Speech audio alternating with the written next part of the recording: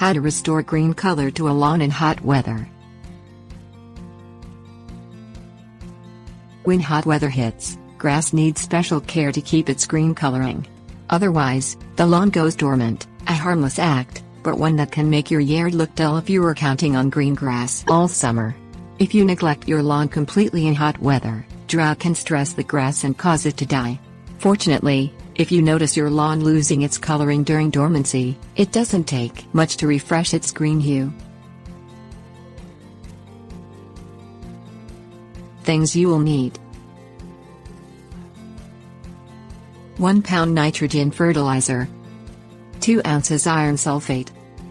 Water your lawn with ½ inch of water about twice a week to keep it green in summer heat.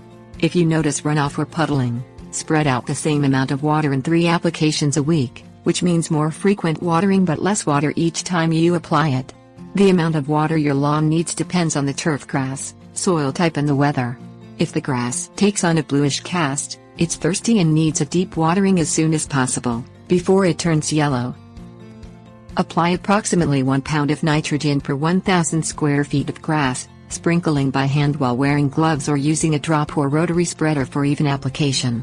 Hungry lawns lose their green coloring, and since nitrogen is responsible for green growth, it's key to your grass retaining its vivid hue.